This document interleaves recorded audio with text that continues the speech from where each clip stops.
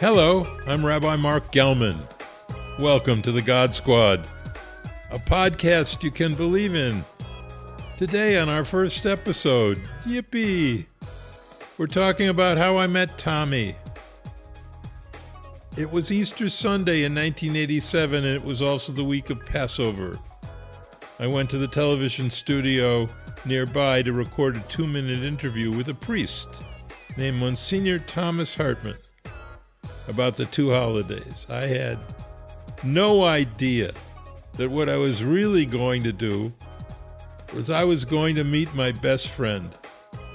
I had no idea that I was about to receive a message that he was going to deliver to me from God, which changed my life. I didn't think such a thing was possible or rational, but it happened. And this is a true story of how the God Squad began.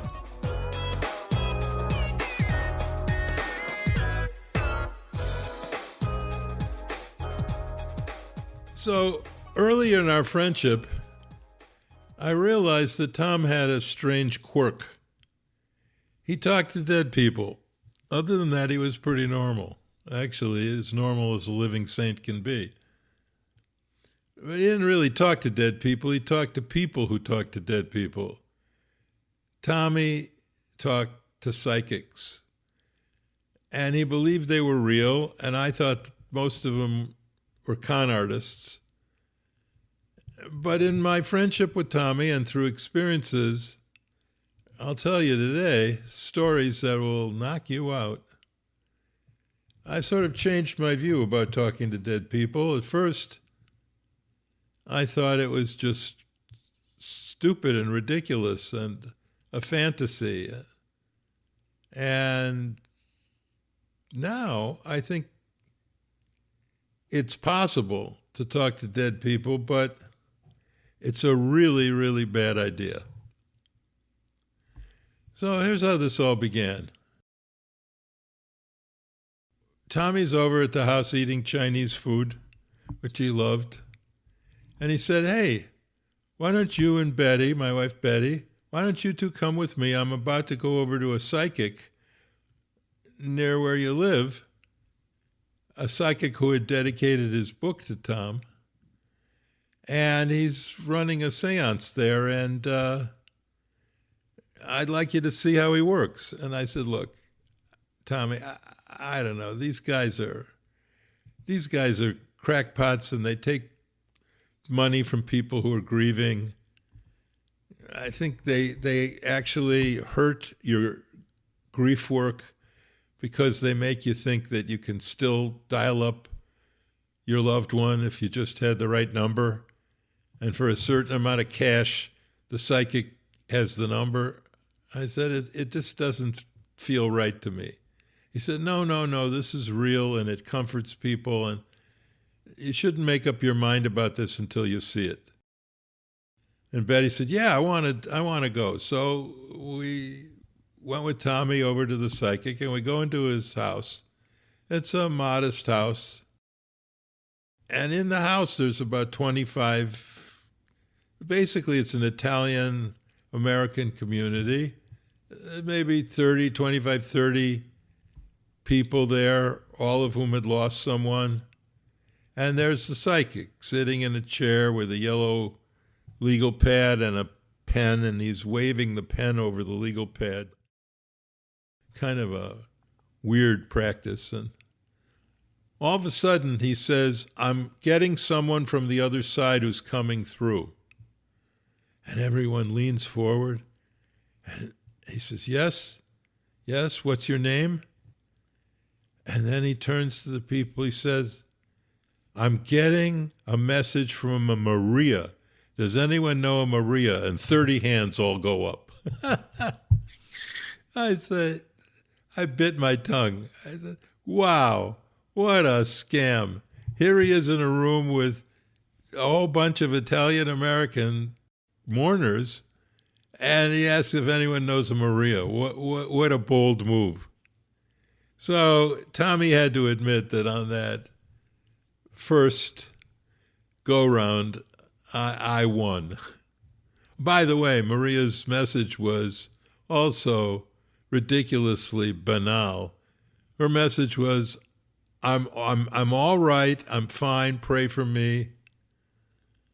And that was it. So afterwards, Tommy told me that he was getting some flack from the bishop because the psychics were all crediting Tom Hartman with being their friend and their helper and their counselor, their guide. And the church said, listen, we are very clear on this. We think there's plenty of living people you should be talking to, and forget about talking to dead people. It's against, actually, Catholic catechism. And if you don't stop doing it, Tommy, they had told him, you risk getting depriested. And this was a real threat. And I said, look, Tommy, we just started the God Squad, and we have a nice beginning. I say I'm Rabbi Mark Gelman, and you say I'm Father Tom Hartman, and we are the God Squad. Do you want to change that to, hello, I'm Rabbi Mark Gelman, and I'm ex-Father Tom Hartman, because I got excommunicated because I talked to dead people. I said, I just don't think that's a good beginning for our God Squad show. Well, I didn't convince Tommy, and he didn't convince me. And that's sort of, how things continued for a while. We used to talk about it, and I would quote to him biblical passages like Leviticus 19:31, do not turn to mediums or seek out spiritualists, for you will be defiled by them. I am the Lord your God.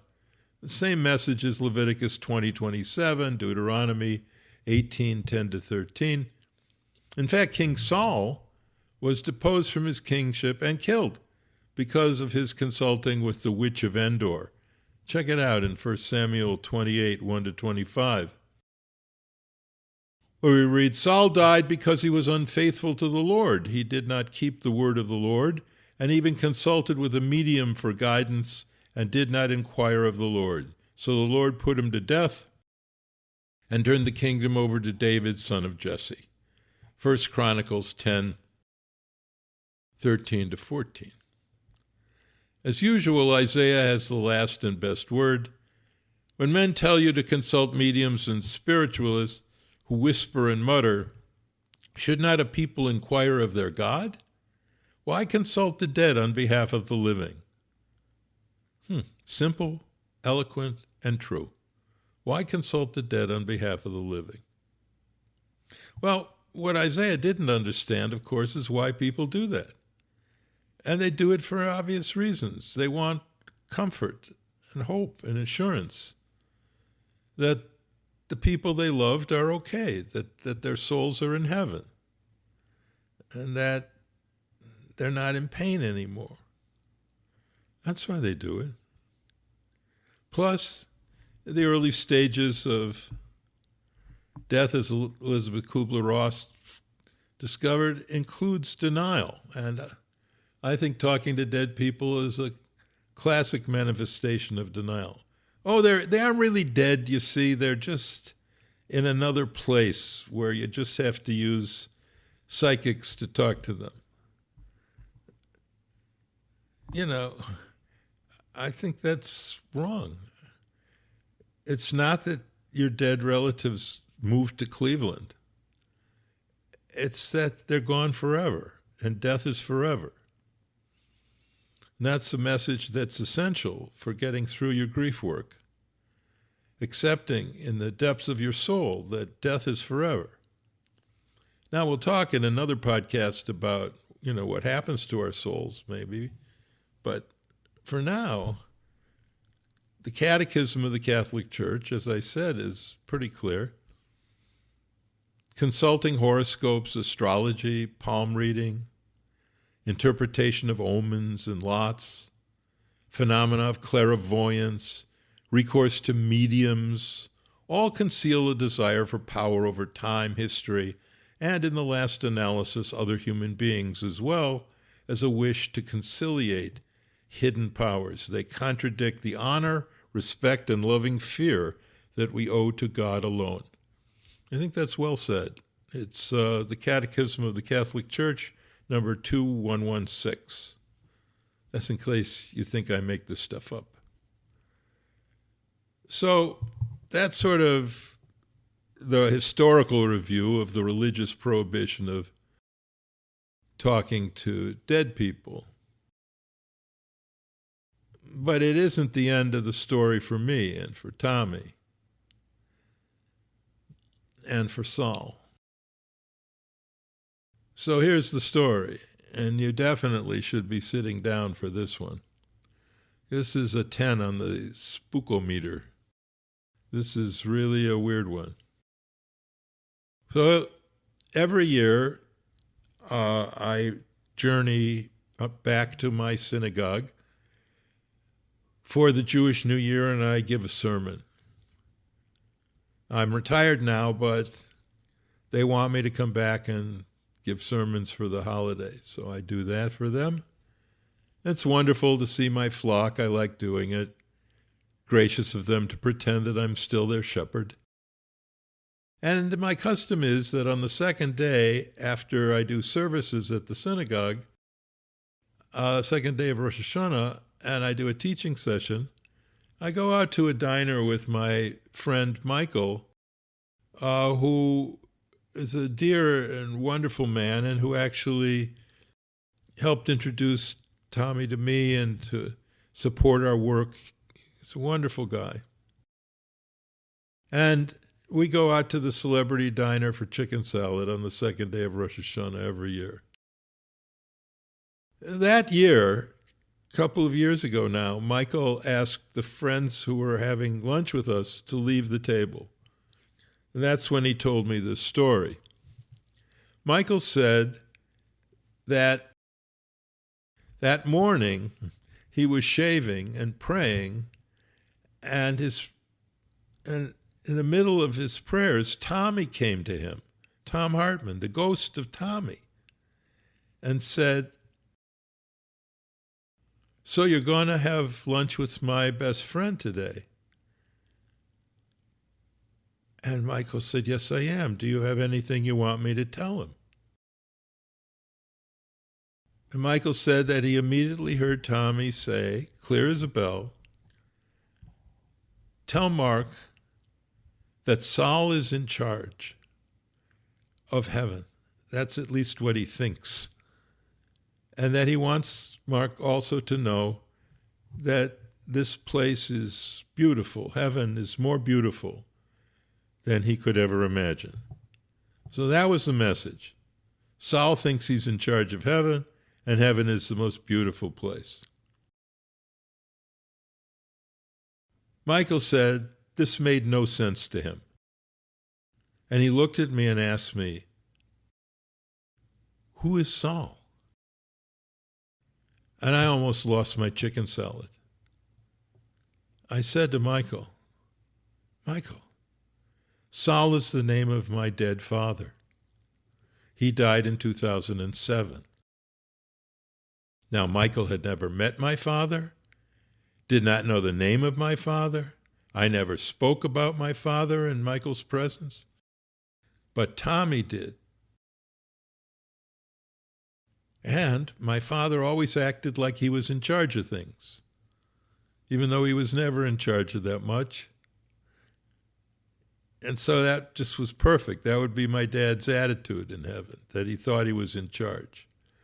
It's also Tommy's sense of humor. Also, my dad was fond of saying that something was the most beautiful or the most delicious. Everything was the most. That's how my dad talked. I inherited that. Now, there's no way Michael could have known any of this. And there's no rational way to explain any of this.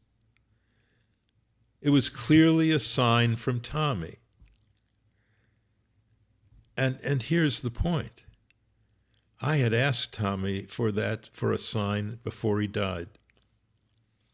I said, "You know, Tom," He was dying of Parkinson's, but he was still alert at the time. It said, when you die, I'd like you to send me a sign that heaven is real and there's a journey for our souls after we die. And he said, okay, I'll do that. What kind of sign do you want? I said, no, I won't tell you the sign. Like if you say you're going to send me a red bird, every time I see a red bird, I'll say, oh, is that the sign? Or is that just a red bird? I said, no, you have to pick a sign that's unambiguous. And he said, okay, Mark, I'll do that for you. And Tommy died in 2016, and for 2 years, nothing happened. And then came the chicken salad incident at the diner. And that was the sign that Tommy had promised me. That you can talk to dead people. And heaven is real. And it was unambiguous. Now, I don't care about the biblical prohibitions that this sign violated. What I do care about is that my dad, Saul Gelman, is in charge of heaven. What I do care about is that Tommy is okay and that my best friend still has my number. On other days, I may know more or I may know differently, but today, that is all I know. And that is enough for me today. I'm Rabbi Mark Gelman. Thanks for listening to The God Squad. The God Squad podcast is a production of the Mark Gelman Institute. I know the guy. And this episode was produced by Matthew Siegel at Silicon Bowery. Until next time, you can find us on Google, Apple, Spotify, and many other fine podcast locations. I'd love to hear from you at rabbi@godsquadpodcast.com. God bless us, one and all.